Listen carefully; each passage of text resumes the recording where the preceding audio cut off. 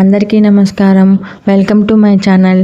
మీకు కనుక కథ నచ్చినట్లయితే please subscribe my channel and like the video. Thank you. ఇంకా కథలోకి వచ్చేద్దాము.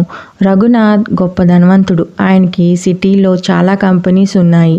ఊళ్ళో ఎకరాల పొలాలు, పండ్ల తోటలు ఉన్నాయి. ఎంత డబ్బు ఉన్నా ఏం లాభం? రఘునాథ్కి సీతమ్మకి పిల్లలు లేరు. సీతమ్మ పిల్లల గురించి ఎన్ని పూజలు వ్రతాలు చేసినా లాభం లేకపోయింది. కానీ సీతమ్మ వాళ్ళ చెల్లెలి కొడుకుని పెంచుకోవాలనే ఆశ. కానీ ఆ మాట ఎప్పుడూ రఘునాథ్తో చెప్పలేదు. రఘునాథ్ ఊళ్ళో ఉన్న వాళ్ళ పొలాన్ని శంకరయ్య అనే రైతుకు కౌలుకి ఇచ్చాడు. శంకరయ్యకి కమలమ్మకి 2 కొడుకులు. శంకరయ్యకి భూలక్ష్మి అనే చెల్లెలు కూడా ఉంది. శంకరయ్య వాళ్ళు, భూలక్ష్మి వాళ్ళు అంతా కలిసే ఉండేవారు, ఉమ్మడి కుటుంబంలాగా. ఒకరోజు శంకరయ్య వాళ్ళ ఫ్యామిలీ అందరూ కలిసి ఒక పెళ్ళికి వెళ్ళి తిరిగి వస్తూ ఉండగా ప్రమాదం జరిగి కమలమ్మ, శంకరయ్య చిన్న కొడుకు భూలక్ష్మి భర్త చనిపోతారు. జరిగే 5 ఏళ్ళైనా వాళ్ళు ఇంకా ఆ బాధ నుంచి తేరుకోలేదు. ఒకరోజు రఘునాథ్ పొలాన్ని చూద్దామని వెళ్ళి పంటను, లెక్కలను చూసి ఆనందించి శంకరయ్య నిజాయితీని మెచ్చుకుని, శంకరయ్య నువ్వు బాగా చూసుకుంటున్నావు, నాకు చాలా సంతోషంగా ఉందని చెబుతాడు. ఇంతలో శంకరయ్య పెద్ద కొడుకు హరీష్ రఘునాథ్కి చాలా మర్యాదలు చేస్తాడు. హరీష్ మర్యాదపూర్వక మాటలు, పనులు చూసి మచ్చుటపడిన రఘునాథ్ శంకరయ్యతో రఘునాథ్ ఇలా అన్నాడు. శంకరయ్య నిన్ను ఒక కోరిక అడిగినా అంటాడు. అదేంటి బాబు గారు అలా అడుగుతున్నారు? నేను చేయగలిగింది అయితే చేస్తాను, చెప్పండి బాబు అంటాడు శంకరయ్య. నువ్వు చేయగలవు అంటాడు. చేయగలనంటే అడగండి బాబు, సందేహిస్తారేంటి అని అడుగుతాడు శంకరయ్య. నాకు నీ కొడుకుని దత్తత ఇస్తావా అని అడుగుతాడు రఘునాథ్ శంకరయ్యతో. శంకరయ్య ఒక్క సెకను స్తంభించిపోతాడు. శంకరయ్య శంకరయ్య అని పిలుస్తాడు రఘునాథ్. బాబుగారు నాకు ఉన్నది మిగిలింది వీడిని కూడా మీకు ఇచ్చేస్తే నేను ఎవరి గురించి బ్రతకాలి అంటాడు శంకరయ్య రఘునాథ్తో బాధతో. దానికి రఘునాథ్, చూడు శంకరయ్య, హరీష్ని పెద్ద చదువులు చదివిస్తాను. హరీష్ ఏం చదవాలంటే అది నేను చదివిస్తాను, నా సొంత బిడ్డలా చూసుకుంటాను, పంపించు శంకరయ్య అని బతిమలాడినట్టు అడుగుతాడు రఘునాథ్. దానికి శంకరయ్య వాళ్ళ అమ్మ రఘునాథ్కి ఏదో చెప్పబోతుంది. దానికి శంకరయ్య అడ్డుపడి సరేనయ్యా తీసుకుని వెళ్ళండి అని ఇచ్చేస్తాడు. కానీ బాబుగారు, మా చెల్లెలి కూతురు ధరణిని నా కోడలిగా చేసుకుంటానని మాటిచ్చాను, అదొక్కటే నా ఇష్ట ప్రకారం జరగాలి అంటాడు. అలాగే సరేనని చాలా సంతోషంగా హరీష్ని బయలుదేరమంటాడు కానీ హరీష్ వెళ్ళనని మొండిపట్టు పెడితే శంకరయ్య ఒప్పించి రఘునాథ్తో పంపిస్తాడు. ఇంటికి వెళ్ళగానే సీతమ్మ హరీష్ని ఆశ్చర్యంగా చూసి, ఏమండి ఈ బాబు చాలా ముద్దుగా ఉన్నాడు అంటుంది దగ్గరికి తీసుకుంటూ.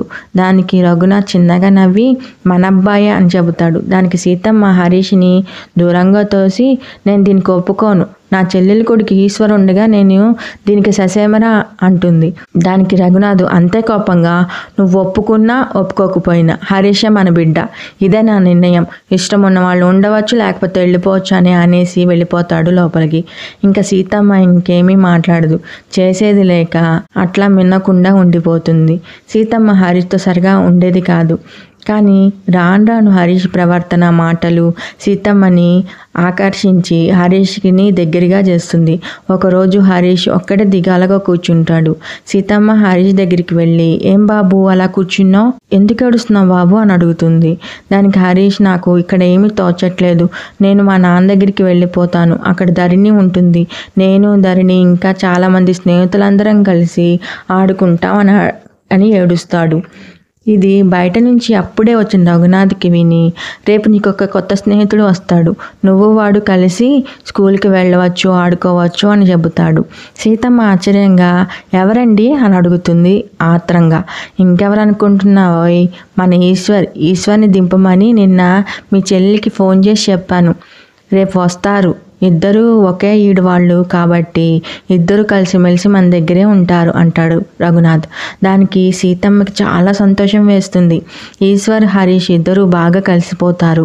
రఘునాథ్, సీతమ్మ వాళ్ళని సొంత కొడుకుల్లా పెంచుకుంటారు. ఏళ్ళు గడిచి ఇద్దరు ఒకే సాఫ్ట్వేర్ కంపెనీలో జాబ్ చేస్తారు. రఘునాథ్ ఒకరోజు హరీష్తో, ఒరే హరీష్, ఎందుకురా జాబు, మనకి ఇంత ఆస్తి ఉంది కదా, నువ్వు ఈశ్వర్ కలిసి మన కంపెనీని చూసుకోవచ్చు కదరా అని అంటాడు. అది కాదు నాన్న, 1 ఇయర్ ఎంజాయ్ చేసి తర్వాత ఎక్స్పీరియన్స్తో మన కంపెనీ చూసుకుంటాము అంటారు ఇద్దరు ఒకే గొంతుతో. దీనికి సీతమ్మ కూడా సపోర్ట్ చేస్తుంది. అందరూ ఒకటే, నేను ఒక్కడినే వేరు అని నవ్వుకుంటారు అందరూ. ఒకరోజు రఘునాథ్ స్నేహితుడు ప్రసాద్ వస్తాడు. ఆ సమయంలో రఘునాథ్ సీతమ్మలు ఉండరు. తీర్థయాత్రలకని ఊరు వెళ్తారు. రఘునాథ్ అని పిలుస్తాడు ప్రసాద్. నాన్నగారు లేరండి, మీరెవరు అని అడుగుతాడు హరీష్. నేను రఘునాథ్ స్నేహితుడిని, నా పేరు ప్రసాద్, ఈ ఊళ్ళో పనుండి వచ్చాను. ఇంతకు నువ్వెవరు బాబు అని అడుగుతాడు ప్రసాద్ హరీష్ని. నేను వీడు వాళ్ళ అబ్బాయిలము, నా పేరు ఈశ్వర్, వీడి పేరు హరీష్, మా అన్నయ్య అని చెబుతాడు. ఉండండి కాఫీ తెచ్చిస్తానని లోపలికి వెళ్ళి కాఫీ తెచ్చిస్తాడు హరీష్. అంతా అయోమయంగా తీసుకుని తాగుతూ ఉంటాడు. ఇంతలో ఇది గమనించిన హరీష్, మీరేమైనా అడుగుదాం అనుకుంటున్నారా అంటాడు. అంటే వాడికి పిల్లలు లేరు కదా, నువ్వెప్పుడు పుట్టావు బాబా అంటాడు. దానికి హరీష్ నవ్వి, మేము వారి పెంపుడు బిడ్డలమండి అని అంటాడు. దాంతో అనుమానాలన్నీ పోయి మాట్లాడతాడు. ఇంకా నేను బయలుదేరుతుండగా ప్రసాద్తో హరీష్, ఉండండి మధ్యాహ్నం అయింది కదా, అన్నం తినేసి వెళ్ళండి అని చెబుతాడు. దానికి ఈశ్వరు, అవునండి మా అన్నయ్య నేను చాలా బాగా వంట చేస్తాము. అప్పుడప్పుడు మా అమ్మకి మేమే రెస్ట్ ఇచ్చి మేమే అన్నీ వండుతాము. ప్రసాద్కి హరీష్ ఈశ్వర్ బాగా నచ్చుతారు. మధ్యాహ్నం అన్నం తిని సాయంత్రం బయలుదేరుతుండగా రఘునాథ్ సీతమ్మ ఊరు నుండి తిరిగి వస్తారు. రఘునాథ్ ప్రసాద్ని గుర్తుపట్టలేకపోతాడు. తర్వాత ఆనవాళ్ళు గమనించి గుర్తుపట్టి చాలా సంతోషం పడతాడు. నేను చూసి ఎన్నాళ్ళైందిరా, ఎప్పుడో మా పెళ్ళైన కొత్తల్లో వచ్చావు, మళ్ళీ ఇన్నాళ్ళకి అంటాడు రఘునాథ్. నాకు ఇక్కడ కొత్తగా ఒక బ్రాంచ్ ఓపెన్ చేశానురా, వచ్చిన పని అయిపోయింది, వెళ్ళిపోదాం అనుకున్నాను, కానీ నువ్వు గుర్తు వచ్చిన వెంటనే ఇక్కడికి వచ్చేసాను. ఇంతలో మీ అబ్బాయిల పలకరింపులు మర్యాదలు నన్ను కదలనివ్వలేదురా, ఎంత బాగా పెంచావురా ఇద్దరిని, అసలు నాకు ఇక్కడే ఉండిపోవాలనిపిస్తుంది వాళ్ళిద్దరిని చూస్తూ ఉంటే. దానికి రఘునాథ్ సీతమ్మ మురిసిపోతారు. ఉండిపోరా అంటాడు రఘునాథ్ నవ్వుతూ. ఇంతకీ చెల్లెమ్మ ఎలా ఉందిరా, పిల్లలు ఎంతమంది అని అడుగుతాడు. దానికి అంతా బాగానే ఉన్నారా, నాకు 2 ఆడపిల్లలు, అమల విమల. నేను ఇప్పటికిప్పుడే ఒక నిర్ణయం తీసుకున్నారా, ఇది ఎవ్వరికీ తెలియదు అంటాడు ప్రసాద్. దానికి రఘునాథ్ ఆశ్చర్యంతో ఏమిట్రా అని అడుగుతాడు. నా పిల్లల్ని నీ కోడలుగా చేసుకోరా అంటాడు. దానికి సీతమ్మ చాలా సంతోషిస్తుంది.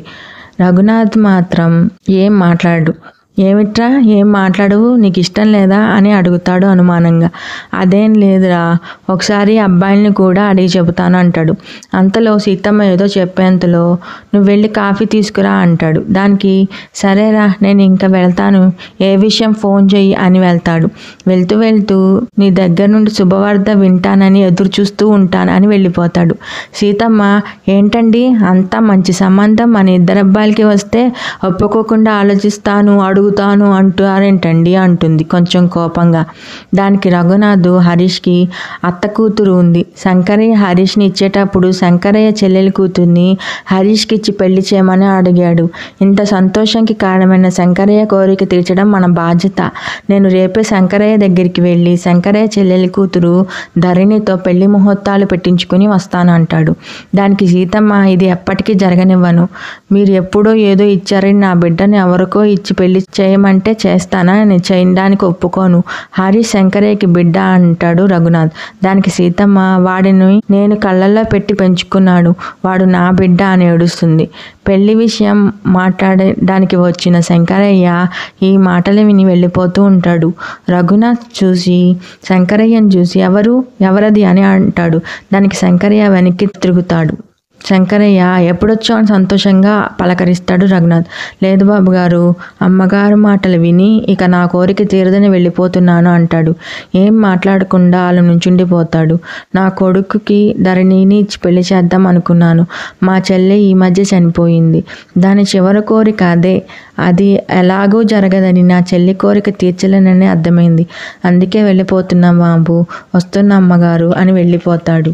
రఘునాథ్ ఏం మాట్లాడకుండా అలానే ఉంటాడు. ఇంకా సీతమ్మ కూడా ఏం మాట్లాడకుండా అలానే ఉండిపోతుంది. శంకరయ్య ఇంటికి వెళ్ళగానే శంకరయ్య వాళ్ళమ్మ ఆశగా ఎదురొచ్చి, ఏమైందిరా, ఏమన్నారు, ఒప్పుకున్నారా మన ధరణిని కోడలు చేసుకోవటానికి అని అడుగుతుంది. వాళ్ళకి ఇష్టం లేదమ్మా, వదిలే, మన ధరణికి వేరే సంబంధం చూద్దాము అంటాడు. దానికి ధరణి ఏడుస్తూ, వద్దు మావయ్య, నాకు ఇప్పుడే పెళ్లి వద్దు, నేను కొంతకాలం ఉద్యోగం చేసిన తర్వాత పెళ్లి చేసుకుంటాను అంటుంది. దానికి శంకరయ్య, సరేనమ్మా నీ ఇష్టం, కానీ ఎప్పుడైనా పెళ్లి చేసుకోవాల్సిందే కదా తల్లి, పెళ్లి చేసుకుని ఉద్యోగం చేసుకోమ్మా అంటాడు. దానికి మావయ్య, నేను బావని మర్చిపోవటానికి నాకు కొంచెం టైం కావాలి మావయ్య, నేను రేపు ఊరు వెళ్తాను, అక్కడ మా ఫ్రెండ్ దగ్గర ఉండి ఉద్యోగం చూసుకుంటాను అంటుంది. దానికి శంకరయ్య ఏమి మాట్లాడలేక సరే అంటాడు. తర్వాతి రోజే ధరణి సిటీకి బయలుదేరుతుంది. తన ఫ్రెండ్ రూపా చేసే కంపెనీలో ఇంటర్వ్యూస్ ఉన్నాయని చెబుతుంది. తన ఫ్రెండ్ కంపెనీకి ఇంటర్వ్యూకి వెళ్తుంది. అందులో పాస్ అయ్యి ఉద్యోగం వస్తుంది. ఆ కంపెనీ ఎవరిదో కాదు, హరీష్దే. ఇంటర్వ్యూ చేసినవాడు హరీషే. ఈ విషయం హరీష్కి ధరణికి ఈ సంగతి తెలియదు. ఏమైందే అని అడుగుతుంది రూప. దానికి సంతోషంగా ధరణి, నాకు ఉద్యోగం వచ్చేసిందే, రేపే వచ్చి జాయిన్ అవ్వమన్నారు. హరీష్కి ధరణికి చూడగానే ఎవరో దగ్గర వాళ్ళని చూసినట్టు ఫీలింగ్. అదే ఫీలింగ్ ధరణికి కూడా కలిగింది. ఒకరోజు హరీష్ వాళ్ళ నాన్న రఘునాథ్ కంపెనీకి వస్తాడు. అప్పుడు ధరణికి రఘునాథ్ని చూసి గుర్తుపట్టి హరీష్ తన బావే అని తెలుసుకుంటుంది. కానీ తాను ఎవరో అనే విషయం హరీష్కి తెలియనివ్వకూడదు అని అనుకుంటుంది ధరణి. కానీ ధరణికి తెలియని విషయం ఏంటంటే, ఒకసారి హరీష్ వాళ్ళ నాన్న ధరణిని చూడటానికి కంపెనీకి వస్తాడు. హరీష్ వాళ్ళ నాన్నని గుర్తుపట్టి వెళ్ళేంతలో ధరణిని కలిసి మాట్లాడి వెళ్ళిపోతాడు శంకరయ్య. ఇంకా ధరణి ఎవరో కాదు, తన మరదలే అని తెలుస్తుంది హరీష్కి. హరీష్ ధరణి చాలా అందంగా ఉంటారు. మేడ్ ఫర్ ఈచ్ అదర్ అలా ఉంటారు. ఒకరికి తెలియకుండా ఒకరు చూసుకుంటూ ప్రేమించుకుంటూ ఉంటారు. ఒకసారి ధరణి షాపింగ్కి వెళ్తుంది. తిరిగి వస్తున్నప్పుడు రోడ్డు మీద సీతమ్మ కళ్ళు తిరిగి కింద పడిపోతూ ఉంటే ధరణి పట్టుకుంటుంది. హాస్పిటల్కి తీసుకువెళ్ళి ఇంటి దగ్గర దింపుతుంది. సీతమ్మకి కొంచెం దెబ్బలు తగలడంతో రఘునాథ్, హరీష్, ఈశ్వర్ కంగారు పడి ఏమైందమ్మా, ఏమైంది ధరణి, అమ్మకి ఏమైంది అని అడుగుతాడు హరీష్. ఏం లేదు సార్, రోడ్డు మీద పడిపోతే హాస్పిటల్కి తీసుకువెళ్ళి మీ ఇంటికి తీసుకువచ్చాను సార్ అంటుంది. ఎవర్రా ఈ అమ్మాయి, నీకు తెలుసా అంటాడు రఘునాథ్. తను ధరణి నాన్న, మన ఆఫీస్లోనే పనిచేస్తుంది. ఇంటికి వెళ్ళిపోతానంటే ఎక్కడమ్మా మీ ఇల్లు అని అడుగుతుంది సీతమ్మ. ఇక్కడేనండి, నేను మా ఫ్రెండ్ ఒక రూమ్లో ఉంటాము అని చెప్పి వెళ్ళిపోతుంది ధరణి. ఎంత మంచి అమ్మాయిరా అని మెచ్చుకుంటారు రఘునాథ్, సీతమ్మ. ఒకసారి షాపింగ్లో ధరణి, సీతమ్మ కలుసుకుంటారు. ఎలా ఉన్నారు మేడం, మీకు ఎలా ఉంది అని అడుగుతుంది ధరణి సీతమ్మని. బాగుందమ్మా అని అంటుంది. ఇంకా అప్పటి నుంచి ధరణి, సీతమ్మ మార్కెట్లో, బ్యూటీ పార్లర్లో ఏదో విధంగా కలుస్తూనే ఉంటారు. సీతమ్మకి ధరణి అంటే చాలా అభిమానం ఏర్పడింది. సీతమ్మ కలిసినప్పుడల్లా ఇంటికి తీసుకొస్తూ ఉండేది ధరణిని. రఘునాథ్కి చెస్ అంటే చాలా ఇష్టం. ఆయనతో హరీష్, ఈశ్వర్ కూడా ఓడిపోతూ ఉండేవారు. కానీ ధరణి ఎప్పుడు గెలుస్తూ ఉండేది రఘునాథ్ మీద. ఇలా రఘునాథ్కి, సీతమ్మకి ధరణి అంటే చాలా అభిమానం ఏర్పడింది. వాళ్ళకి చాలా దగ్గరైపోయింది. సీతమ్మ రఘునాథ్తో, ఏమండి ధరణిని మన కోడలుగా చేసుకుందామా అంటుంది. దానికి ఏదో నసుకుతాడు రఘునాథ్. ఎంతో ధరణి ఇంటికి వస్తుంది. ధరణి, ఏంటి ఇలా వచ్చావు అని అడుగుతుంది సీతమ్మ. ఏం లేదు మేడం, టైలర్ దగ్గరికి వచ్చాను, అలాగే గ్రాసరీస్ తీసుకోవాలని, ఎలాగో ఇటు వచ్చాను కదా మిమ్మల్ని కలిసి వెళ్దామని వచ్చాను అని చెబుతుంది. ధరణి మాటల్లో మాటగా, మీ ఊరు ఏదమ్మా అని అడుగుతుంది సీతమ్మ. మాది శ్రీపురం అండి అని అంటుంది. దానికి రఘునాథ్, మీ అమ్మ నాన్న ఎవరమ్మా అని అడుగుతాడు. మా అమ్మ 4 ఏళ్ల క్రితమే పోయిందండి, నాన్న చిన్నప్పుడే చనిపోయాడు.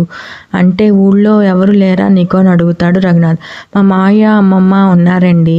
మీ మావయ్య పేరేంటి అని అడుగుతాడు. శంకరయ్య అంటుంది. రఘునాథ్, సీతమ్మ సంతోషించి సరేనమ్మా అంటారు. ఎందుకండి, ఎందుకలా అడుగుతున్నారు అని అడుగుతుంది ధరణి. నీకు హరీష్ అంటే ఇష్టమేనా అని అడుగుతుంది సీతమ్మ. ఎందుకండి అని అడుగుతుంది. ఏం లేదమ్మా, నీకు ఇష్టమైతే నీకు హరీష్కి పెళ్లి చేద్దామని అంటుంది సీతమ్మ.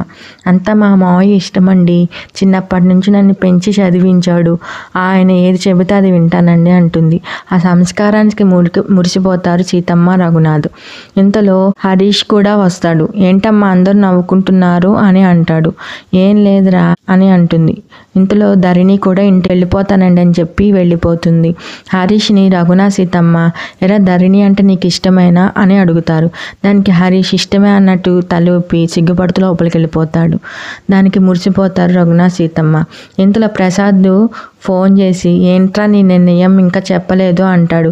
దానికి రఘునాథ్, చూడరా ప్రసాద్, ఇప్పుడే మా పెద్దబ్బాయి మా మేనకోడలు ధరణితో పెళ్లి కుదిరింది. మీ పెద్దమ్మాయిని మా చిన్నబ్బాయికి పెళ్లి చేసుకుంటాము. ఇద్దరి పెళ్లిళ్ళు ఒకేసారి చేసేద్దామా అని చెబుతాడు. దానికి ప్రసాద్ చాలా సంతోషిస్తాడు.